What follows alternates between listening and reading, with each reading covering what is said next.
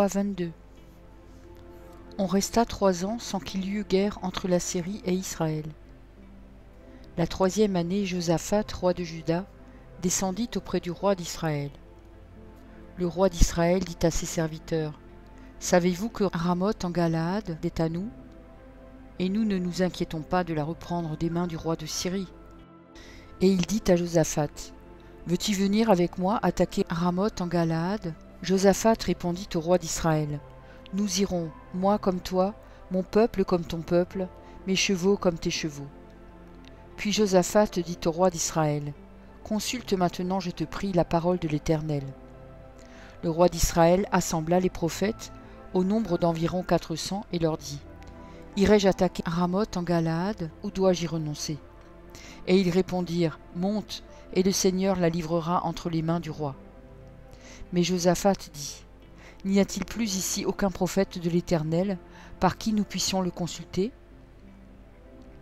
Le roi d'Israël répondit à Josaphat, « Il y a encore un homme par qui l'on pourrait consulter l'Éternel, mais je le hais, car il ne me prophétise rien de bon, il ne prophétise que du mal, c'est Michée, fils de Jimla. » Et Josaphat dit, « Que le roi ne parle pas ainsi. » Alors le roi d'Israël appela un eunuque et dit, « Fais venir de suite Michée, fils de Jimla. » Le roi d'Israël et Josaphat, roi de Juda, étaient assis chacun sur son trône, revêtus de leurs habits royaux, dans la place à l'entrée de la porte de Samarie, et tous les prophètes prophétisaient devant eux. Sédécias, fils de Kenaana, s'était fait des cornes de fer, et il dit, « Ainsi parle l'Éternel, avec ces cornes tu frapperas les Syriens jusqu'à les détruire. » Et tous les prophètes prophétisaient de même en disant, « Monte à Ramoth en Galaad, tu auras du succès, et l'Éternel la livrera entre les mains du roi. » Le messager qui était allé appeler Michée lui parla ainsi, « Voici les prophètes, d'un commun accord, prophétisent du bien au roi. Que ta parole soit donc comme la parole de chacun d'eux, annonce du bien. » Michée répondit, « L'Éternel est vivant, j'annoncerai ce que l'Éternel me dira. » Lorsqu'il fut arrivé auprès du roi, le roi lui dit, « Michée, irons-nous attaquer Ramoth en Galaad, ou devons-nous y renoncer ?»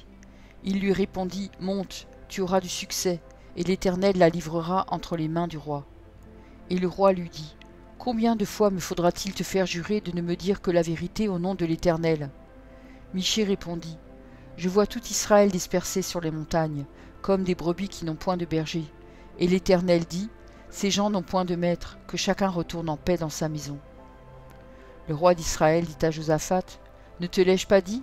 Il ne prophétise sur moi rien de bon, il ne prophétise que du mal. » Et Michée dit, « Écoute donc la parole de l'Éternel.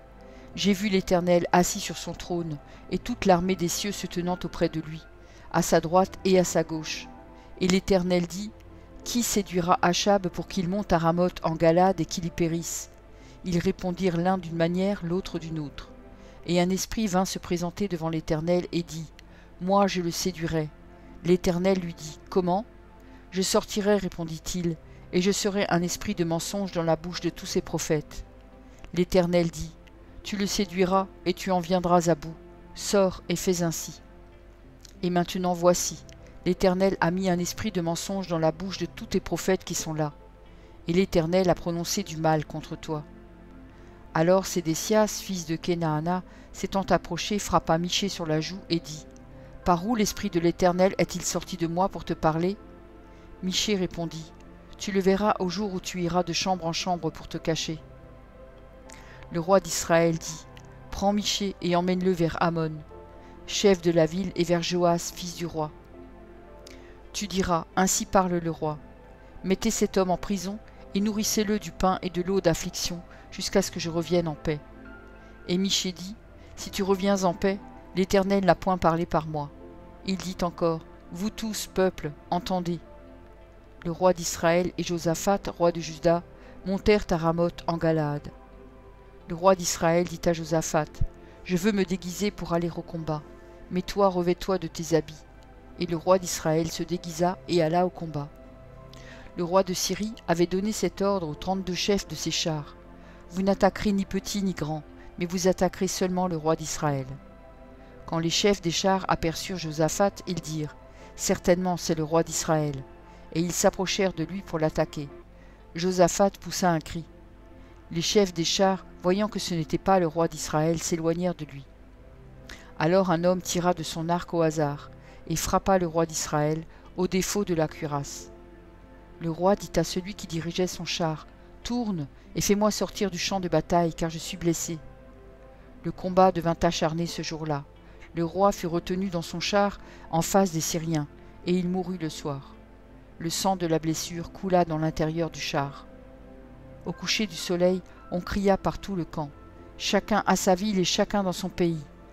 Ainsi mourut le roi, qui fut ramené à Samarie, et on enterra le roi à Samarie. Lorsqu'on lava le char à l'étang de Samarie, les chiens léchèrent le sang d'Achab, et les prostituées s'y baignèrent, selon la parole que l'Éternel avait prononcée. Le reste des actions d'Achab, tout ce qu'il a fait, la maison d'ivoire qu'il construisit et toutes les villes qu'il a bâties, cela n'est-il pas écrit dans le livre des chroniques des rois d'Israël? Achab se coucha avec ses pères, et Achazia, son fils, régna à sa place. Josaphat, fils d'Asa, régna sur Juda, la 4e année d'Achab, roi d'Israël. Josaphat avait 35 ans lorsqu'il devint roi, et il régna 25 ans à Jérusalem. Sa mère s'appelait Azuba, fille de Shilchi. Il marcha dans toute la voie d'Asa, son père, et ne s'en détourna point, faisant ce qui est droit aux yeux de l'Éternel. Seulement, les hauts lieux ne disparurent point. Le peuple offrait encore des sacrifices et des parfums sur les hauts lieux. Josaphat fut en paix avec le roi d'Israël. Le reste des actions de Josaphat, ses exploits et ses guerres, cela n'est-il pas écrit dans le livre des chroniques des rois de Juda? Il ôta du pays le reste des prostituées, qui s'y trouvaient encore depuis le temps d'Asa son père. Il n'y avait point de roi en Édom, c'était un intendant qui gouvernait. Josaphat construisit des navires de Tarsis pour aller à Ophir chercher de l'or, mais il n'y alla point, parce que les navires se brisèrent à Etjon-Guéber. Alors Achazia, fils d'Achab, dit à Josaphat, « Veux-tu que mes serviteurs aillent avec les tiens sur des navires ?» Et Josaphat ne voulut pas. Josaphat se coucha avec ses pères, et il fut enterré avec ses pères dans la ville de David son père, et Joram son fils régna à sa place.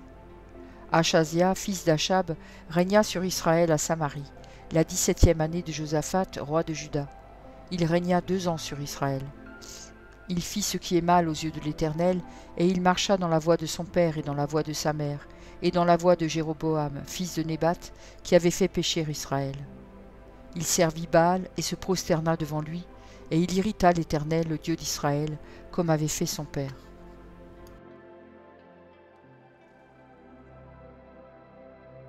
« 2 Chroniques 18 » Josaphat eut en abondance des richesses et de la gloire, et il s'allia par mariage avec Achab. Au bout de quelques années, il descendit auprès d'Achab à Samarie, et Achab tua pour lui et pour le peuple qui était avec lui un grand nombre de brebis et de bœufs, et il le sollicita de monter à Ramoth en Galaad. Achab, roi d'Israël, dit à Josaphat, roi de Juda, « Veux-tu venir avec moi à Ramoth en Galaad » Josaphat lui répondit, « Moi comme toi, et mon peuple comme ton peuple, nous irons l'attaquer avec toi. » Puis Josaphat dit au roi d'Israël, « Consulte maintenant, je te prie, la parole de l'Éternel. » Le roi d'Israël assembla les prophètes au nombre de 400, et leur dit, « Irons-nous attaquer Ramoth en Galaad, ou dois-je y renoncer ?» Et ils répondirent, « Monte, et Dieu la livrera entre les mains du roi. » Mais Josaphat dit, « N'y a-t-il plus ici aucun prophète de l'Éternel par qui nous puissions le consulter ?» Le roi d'Israël répondit à Josaphat, « Il y a encore un homme par qui l'on pourrait consulter l'Éternel, mais je le hais, car il ne me prophétise rien de bon. Il ne prophétise jamais que du mal. C'est Michée, fils de Jimla. » Et Josaphat dit, « Que le roi ne parle pas ainsi. » Alors le roi d'Israël appela un eunuque et dit, « Fais venir tout de suite Michée, fils de Jimla. » Le roi d'Israël et Josaphat, roi de Juda, étaient assis chacun sur son trône, revêtus de leurs habits royaux. Ils étaient assis dans la place à l'entrée de la porte de Samarie, et tous les prophètes prophétisaient devant eux. Sédécias, fils de Kénaana, s'était fait des cornes de fer, et il dit, « Ainsi parle l'Éternel, avec ces cornes tu frapperas les Syriens jusqu'à les détruire. » Et tous les prophètes prophétisèrent de même, en disant, « Monte à Ramoth en Galaad, tu auras du succès, et l'Éternel la livrera entre les mains du roi. » Le messager qui était allé appeler Michée lui parla ainsi. « Voici, les prophètes d'un commun accord prophétisent du bien au roi. Que ta parole soit donc comme la parole de chacun d'eux. Annonce du bien. » Michée répondit, « L'Éternel est vivant, j'annoncerai ce que dira mon Dieu. » Lorsqu'il fut arrivé auprès du roi, le roi lui dit, « Michée, irons-nous attaquer Ramoth en Galaad, ou dois-je y renoncer ?» Il répondit, « Montez, vous aurez du succès, et ils seront livrés entre vos mains. » Et le roi lui dit, « Combien de fois me faudra-t-il te faire jurer de ne me dire que la vérité au nom de l'Éternel ?» Michée répondit, « Je vois tout Israël dispersé sur les montagnes, comme des brebis qui n'ont point de berger. » Et l'Éternel dit, « Ces gens n'ont point de maître, que chacun retourne en paix dans sa maison. » Le roi d'Israël dit à Josaphat, « Ne te l'ai-je pas dit? Il ne prophétise sur moi rien de bon, il ne prophétise que du mal. » Et Michée dit, « Écoutez donc la parole de l'Éternel. J'ai vu l'Éternel assis sur son trône, et toute l'armée des cieux se tenant à sa droite et à sa gauche. Et l'Éternel dit, « Qui séduira Achab, roi d'Israël, pour qu'il monte à Ramoth en Galaad et qu'il y périsse ?» Ils répondirent l'un d'une manière, l'autre d'une autre.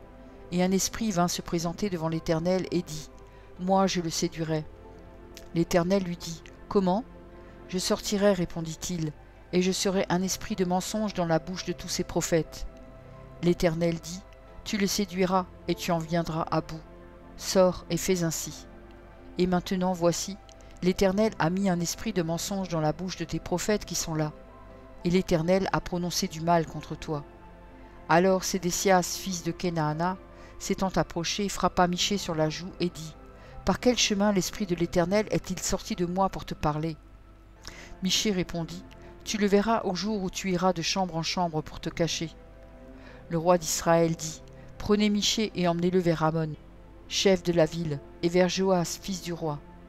Vous direz, ainsi parle le roi, mettez cet homme en prison et nourrissez-le du pain et de l'eau d'affliction, jusqu'à ce que je revienne en paix. » Et Michée dit, « Si tu reviens en paix, l'Éternel n'a point parlé par moi. » Il dit encore, « Vous tous, peuple, entendez. » Le roi d'Israël et Josaphat, roi de Juda, montèrent à Ramoth en Galaad.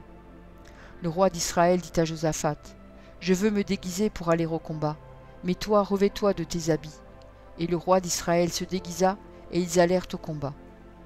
Le roi de Syrie avait donné cet ordre au chef de ses chars, « Vous n'attaquerez ni petit ni grand, mais vous attaquerez seulement le roi d'Israël. » Quand les chefs des chars aperçurent Josaphat, ils dirent, « C'est le roi d'Israël !» Et ils l'entourèrent pour l'attaquer. Josaphat poussa un cri, et l'Éternel le secourut, et Dieu les écarta de lui. Les chefs des chars, voyant que ce n'était pas le roi d'Israël, s'éloignèrent de lui. Alors un homme tira de son arc au hasard, et frappa le roi d'Israël, au défaut de la cuirasse. Le roi dit à celui qui dirigeait son char, « Merci pour ton écoute. Je t'encourage à écouter encore la parole du Seigneur. J'ai pris un engagement avec lui, et je publierai tous les jours un verset. Si j'en oublie un jour, j'en ferai 2 le lendemain. De ton côté, tout ce que tu as à faire, c'est de t'abonner à cette chaîne, et s'il te plaît, n'oublie pas le pouce bleu. Et si tu veux me laisser un gentil commentaire, c'est aussi apprécié. Pour écouter la suite, clique simplement sur la vidéo du jour suivant, en haut à gauche. Que Dieu te bénisse.